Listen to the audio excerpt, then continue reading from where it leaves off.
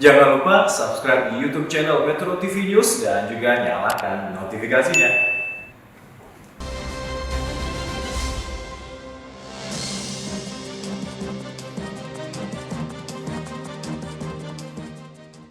Kang Aceh, benarkah kita belum punya perangkat hukum untuk bisa mencegah, untuk bisa membentengi negara kita dari gerakan-gerakan khilafah? Ya, sebetulnya kita pernah memiliki namanya Perpu nomor 2 tahun 2017 yang menjadi dasar hukum bagi pembubaran ormas yang tidak sesuai dengan ideologi negara atau Pancasila. Atas dasar itulah kemudian HTI waktu itu dibubarkan. Hanya saja memang yang dipersoalkan adalah soal ormasnya, wadahnya. Namun pertanyaannya apakah aktivis-aktivisnya itu bisa diberikan sanksi atau tidak. Disinilah letak diantara celah di mana memang siapapun yang memiliki pandangan yang bertentangan dengan ajaran ideologi negara itu tidak bisa didakwa atau tidak bisa diberikan hukuman, diberikan sanksi. Dan saya kira tadi saya setuju bahwa ini negara demokrasi, tentu siapapun punya hak untuk menyampaikan pandangan-pandangan termasuk pandangan keagamaannya. Tapi kan seringkali begitu, Kang, atas nama demokrasi ya, cuma yang harus kita lakukan gerakan-gerakan begini. seperti ini. Misalnya tadi yang disampaikan oleh tokoh dari mereka yang mengatakan bahwa ini ini adalah syiar, ya. Tapi mereka enggak, kita sebagai orang yang belajar tentang fikih siasa harusnya memahami bahwa ini sebetulnya adalah gerakan politik. Khilafah itu adalah ya konsep politik. Ingin mendirikan sebuah negara transnasional gitu ya. Yang di situ ya ada dalam satu kekhilafahan yang bersifat internasional. Di bawah seorang amir atau seorang khalifah gitu. Itu adalah konsep politik. Jadi apapun bahasanya tidak mau mendirikan negara Islam, tapi sebetulnya ujung-ujungnya konsep khilafah itu ya konsep politik. Negara, konsep politik mendirikan di negara dalam Islam. konteks fikih siasah itu. Jadi karena itu apa yang dilakukan oleh mereka bukan syiar, ini adalah sebagai sebuah harokah, sebagai sebuah gerakan ya untuk memberikan penyadaran kepada masyarakat tentang eksistensi dari sebuah konsep yang dikenal dengan konsep khilafah itu. Yang kita tahu bahwa konsep khilafah di dalam konteks negara bangsa sungguh sangat tidak relevan gitu. Karena tadi yang disampaikan oleh Pak Kiai Syauqi yang disebutkan bahwa kita ini sudah darus syahadah. Negara kesepakatan yang dikenal dengan Indonesia atau yang kita sebut sebagai NKRI. Kembali lagi, kalau ada orang yang menyebarkan konsep khilafah itu tetap tidak bisa ditindak karena belum ada perangkat hukumnya. Kalau itu masih di dalam tatanan pemikiran, saya kira itu agak sulit untuk kita bisa berikan sanksi. Kalau seperti kemarin yang konvoy? Tetapi kalau sudah berupa gerakan, saya kira negara bisa memberikan antisipasi terhadap hal tersebut gitu. Karena kalau sudah menjadi sebuah gerakan, berarti kan ada upaya. Kalau konvoy kemarin kan gerakan penyebaran.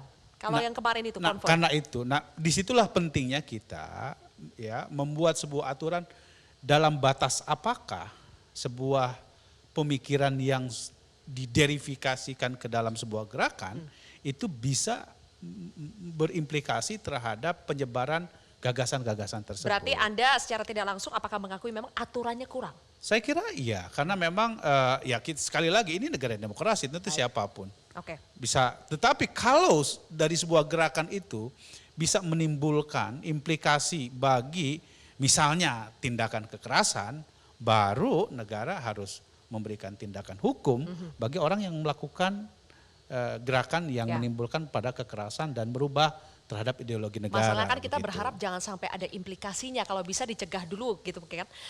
Kita akan tidak lanjuti lebih jauh perbincangan ini, saya ingin putarkan terlebih dahulu Kang Aceh, mohon ditanggapi nanti oleh Pak Boy dan juga Mas Ridwan.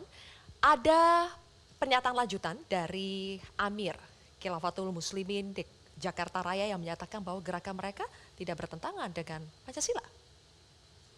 Bertentangan dengan Pancasila, sama sekali tidak bertentangan. Dan ini kami sudah ada dari tahun 1997, alhamdulillah kami tidak pernah membuat gaduh, tidak pernah korupsi, tidak pernah mengacaukan pemerintah, tidak pernah punya niat dan tujuan untuk menggulingkan pemerintahan, merebut kekuasaan, mengganti ideologi negara, mengacaukan Pancasila tidak pernah ada sekalipun. Jangankan penerapannya, prakteknya, niatnya aja nggak pernah ada itu. Bagaimana dengan klaim ini Pak Boy? Sementara BNPT menyatakan Khilafatul Muslimin ini terindikasi sama bahayanya dengan HTI bahkan dengan NII. Ya memang dari profiling rekam jejak dari organisasi ini ada sejumlah tokohnya terafiliasi dan itu bahkan juga confirm telah ada kaitan dengan NII, Jamaah Al-Islamiyah dan spirit ini sangat sebangun dengan membangun ideologi khilafah yang juga menjadi karakter dari kelompok-kelompok jaringan teror global. Jadi perlu kewaspadaannya di sini. Katakanlah hari ini beliau menampilkan sebuah kegiatan yang dianggap sebagai sebuah syiar. Tentu apabila itu dilakukan di ruang publik, di jalan dengan memobilisasi massa, tentu kita sudah punya aturan-aturan yang jelas dalam orang melakukan mobilisasi massa, melakukan ekspresi. Kita sudah punya aturan hukum kaitan masalah Undang-Undang 998, kemerdekaan menyampaikan pendapat di muka umum. Itu sudah ada aturannya. Berkaitan dengan masalah keormasan, nah, kalau yang bersangkutan organisasi ini tidak terdaftar sebagai ormas, tentunya tidak berhak melakukan mobilisasi massa seperti itu. Jadi ini aturan-aturan sudah ada. Jadi ini kan adalah upaya-upaya untuk mengangkat spirit ya, semangat ideologi khilafah. Oke. Apalagi kaitan dengan profiling dari para pengurus-pengurus sebelumnya sejak 97. Jadi sudah ada rekam jejak. Oke. Jadi kita harus ingatkan, perlu kewaspadaan dan perlu juga tidak membiarkan begitu saja. Karena pasti ada tujuan yang tersembunyi, ada agenda terselubung di balik gerakan-gerakan ini. Baik, berdiri sejak tahun 1997, eksistensinya masih ada sampai sekarang, mengancam tidak Mas Ridwan? Ya, sebelum ke sana Mbak Sylvia, orang memahami khilafah itu kita harus pahami bahwa di Indonesia ini macam-macam. Misalnya yang sering ditangkap oleh timnya Pak Aswin ya, itu adalah yang berinduk kepada khilafah global. Misalnya kelompok ISIS, mereka menganggap sudah ada satu khilafah namanya Abu Bakar Abu Ibrahim Al-Hashimi. Nah yang meyakini itu boleh ditangkap karena mereka tidak meyakini sistem NKRI. Juga dengan JI juga ditangkapi oleh teman-teman Densus karena mereka menganggap bahwa ada pimpinan global juga Al-Qaeda, Syekh Aiman Az-Zawahiri. Nah sementara yang ini menurut saya agak, bahasa sederhananya agak halu. Jadi mereka membaiat sendiri Syekh Abdul Qadir Baraja ini sebagai khilafahnya. Yang bagi teman-teman di NU dan di Muhammadiyah dan ormas-ormas besar menganggap ya ini kreativitas lokal gitu. Jadi mereka Karena memilih itu selama sendiri ini khalifah mereka mereka. menganggap ini sesuatu yang serius. Oke. Makanya saya secara sederhana ingin mengilustrasikan bahwa mereka ini seperti Sunda Empire, Oke. tapi pakai narasi agama gitu loh. Tapi yang halu ini berbahaya nggak sekali lagi Mas Ridwan? Kalau saya melihat untuk khusus yang ini menurut saya tidak begitu berbahaya. Bahwa kemudian dia anti Pancasila mungkin karena sila ketiga kan persatuan Indonesia. Begitu ada video konvoy langsung di medsos bertengkar kita. Ada yang pro, wah ini nggak apa-apa, cuma bagi selebaran. Ada yang kontra, wah bagi selebarannya tapi kan soal khilafah. Ya. Artinya mengganggu persatuan Indonesia. Iya, berarti ini melanggar Pancasila dong.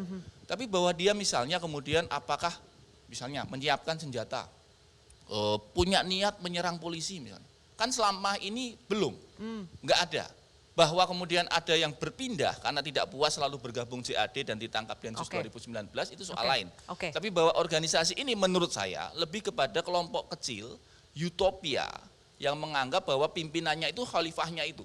Jadi kalau saya secara sederhana ini mirip Sunda Empire, hanya narasinya agama. Nah apakah kemudian kelompok seperti ini harus ditangani secara serius? Saya membayangkan betapa rumitnya nanti Pak Aswin memikirkan di mana mereka mau dipenjara gitu. Jumlahnya ribuan. Sekarang Densus aja bingung JI-nya ini yang mau ditangkap mau ditaruh mana lagi gitu. Saking banyaknya yang mau ditangkap. Nah, belum lagi ditambah yang ini. Apakah nanti kemudian akan membuat problemnya selesai? Jangan-jangan justru membuat resistensi kelompok yang lain. Tapi Mas Ridwan, kalau sekarang kelompok kecil jumlahnya ribuan kan bisa juga suatu saat nanti menjadi kelompok yang besar dan akhirnya mengancam. Ya bisa saja, karena itu kan saya tadi menyampaikan penanganan pemerintah itu tidak serta-merta berupa penangkapan dan penegakan hukum. Oke. Penggalangan lunak misalnya oleh Deputi Pencegahan BNPT, oleh teman-teman Baik. BIN misalnya, itu kan bisa dilakukan, tidak perlu kelihatan media tentunya. Oke, Pak Aswin, jadi sekarang sikap dari aparat terhadap kelompok Khilafatul Muslimin ini seperti apa sih? Kalau tadi Mas Ridwan menyampaikan ini adalah kelompok kecil, terkesan halu, perlukah kita melihat ini sebagai potensi kerawanan yang serius yang harus diwaspadai? Selalu Pak ya, kita melihat bahwa kelompok-kelompok yang bercita-cita atau berideologi seperti ini akan selalu memiliki ancaman. Seperti tadi kami sampaikan bahwa Densus bekerja melihat perubahan eskalasi ancaman itu. Dari tahap yang paling ringan sampai dia masuk ke tahap yang memungkinkan dia melakukan tindakan teror yang kita sebut tahap persiapan. Nah seperti Khilafatul Muslimin ini sebetulnya mereka pernah memberikan dukungan kepada ISIS dengan membuat postingan di websitenya. Nah itu nyata Pak, itu kan sudah nyata. Betul. Apakah betul. tidak bisa ditindak? Tapi saat itu juga seluruh orang banyak yang bereaksi ya, yang belum mengetahui bahwa ISIS itu akan mengarah kemana waktu itu ya. Nah meskipun waktu itu mereka sudah memberikan dukungan, tapi mereka tidak berbaiat, bukan mengangkat Amir di sana menjadi pemimpin mereka, enggak. Mereka menganggap itu sama seperti sebuah peristiwa di mana sekarang Taliban berkuasa, banyak orang menganggap bahwa wah inilah kebangkitan Islam gitu. Wah inilah waktu itu juga sama. ISIS berdiri terus wah inilah kebangkitan, kemudian mereka ikut beri dukungan. Namun kemudian yang memberikan dukungan ini akan terus kita akan terus dalami sampai di mana kelompok ini terlibat ataupun dapat kita lihat unsur-unsur yang dapat kita lakukan penegakan hukumnya. Intinya kalau tindakannya belum konkret agak susah juga nih menindak hukumnya, tapi penyebarannya sudah konkret nih Pak Soki. Apakah yang bisa dilakukan kalau penyebaran ini atas nama demokrasi dengan berbagai macam permainan kata-kata yang seolah-olah tidak ingin mengubah ideologi negara, akhirnya atas landasan itu diperbolehkan, kan susah juga. Penyebarannya sudah dilakukan. Apa yang bisa dilakukan oleh MUI, oleh tokoh agama untuk menghentikan penyebaran yang kita nilai berpotensi mengganggu keamanan negara ini? Kita akan lanjutkan pemirsa usai jeda.